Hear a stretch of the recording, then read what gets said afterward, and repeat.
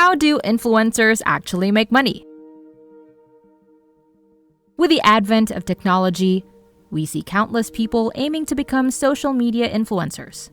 Apart from fame, becoming one can potentially bring you a lot of money. That is, if you know exactly what to do once you can gather followers on your page. Today, we'll find out how influencers actually make money. But first, don't forget to hit like and subscribe to this YouTube channel to stay updated on the latest in the luxury world.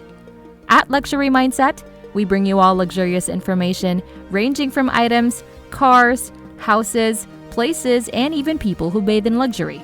Not only that, but we also give you pretty much the amount you would need to purchase any of these luxurious stuff. So if you're interested in the rich, becoming rich, or even dreaming of lying on a mattress of gold or dollar bills, click the notification bell to keep yourself updated on this channel. Despite being worth billions of dollars, influencer-run businesses often don't turn out to become good forms of investment, even for those influencers themselves. Let's take a look at Ryan Reynolds. Reynolds, known for his acting, has proven to be a savvy venture capitalist. He bought a minority share in Aviation Gin in 2018, and with his star power, he helped boost the sales of the gin from 15,000 cases to 96,000 cases annually. Despite not being a gin enthusiast himself, Reynolds effectively promoted and drove its sales. The alcohol market is usually dominated by big brands and customer loyalty is strong. However, the industry faced stagnation as younger consumers drank less for health or financial reasons. Aviation Gin sales increased by a staggering 540% in just 3 years due to a focused influencer-led marketing campaign. Diageo, a major liquor company that owns brands like Johnnie Walker and Smirnoff, recognized this potential and acquired Aviation Gin in 2020 for a significant sum of $610 million.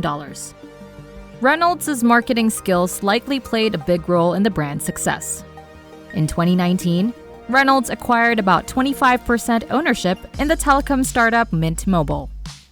He promoted the company to his audience, expanding its customer base.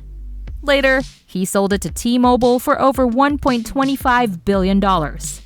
With his stake, he's expected to make over $300 million in just 5 years, adding to his earnings from acting.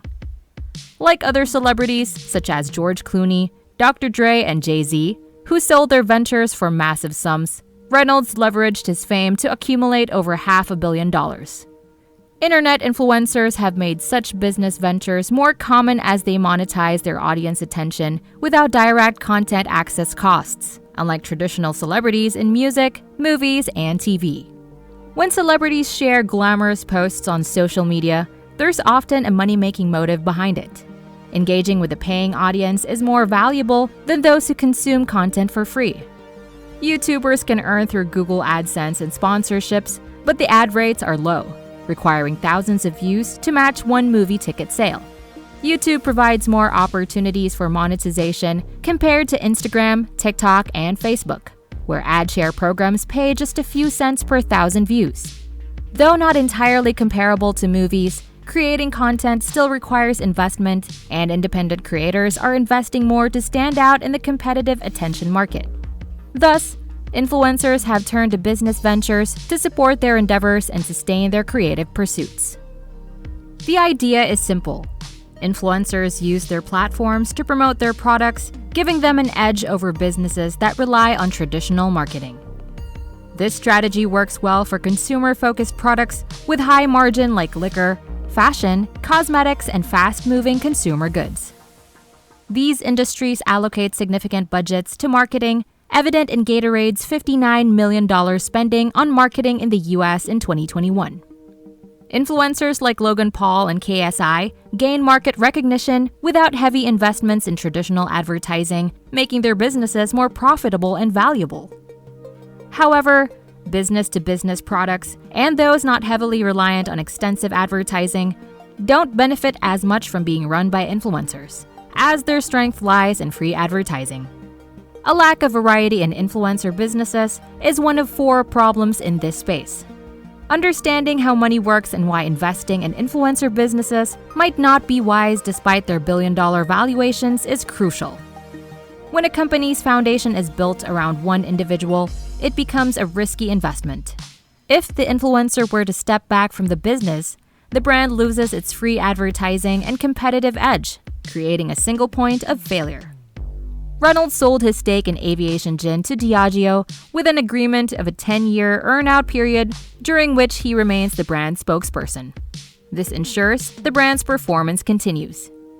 Diageo's M&A team understood that losing Reynolds could lead to Aviation Gin becoming just another premium gin in a competitive, shrinking market. Maintaining Reynolds' positive reputation is crucial, as seen with Adidas facing challenges after parting ways with Kanye West and having unsold Yeezys worth $1.3 billion. Businesses tied to influencers often have a shorter lifespan, as fans dislike constant advertisements and the selling out stigma. Ryan Reynolds faced backlash from fans for his involvement in selling Mint to T-Mobile, as fans appreciated the low-cost product and its alternative image to disliked companies. Reynolds took advantage of the trust placed in him by fans and earned $300 million by selling the brand to unfavorable parties. His personal struggle to fill an emotional void led him to prioritize external success over addressing inner emotional needs and seeking acknowledgement he never received from his deceased father. The negative impact goes beyond fan disappointment. Reynolds may find it challenging to replicate this business plan in the future due to losing favor with his audience. The company involved could suffer from adverse publicity from being acquired by a larger telecom company, a change often unnoticed by customers. Reynolds' involvement made the acquisition a major news event, causing people to protest and abandon the brand. As a minority shareholder in both companies, Reynolds likely lacked the power to prevent their acquisitions even if he wanted to. This highlights a fundamental issue with influencer-owned businesses. The influencers do not have full control over them. Logan Paul and KSI's Prime Energy is mostly owned by a distribution company called Congo Brands. Each of them owns 20% of the business, while the distributor controls the remaining 60%. Bringing a food and beverage product to market is a complex process involving FDA approval, finding producers, and working with distributors worldwide. Even though Logan Paul and KSI might be intelligent individuals, managing such a challenging product rollout would consume much of their time as businessmen. Their time would be better spent engaging with their audience, such as screaming into a microphone, doing their usual activities, and selling NFTs to their young fans.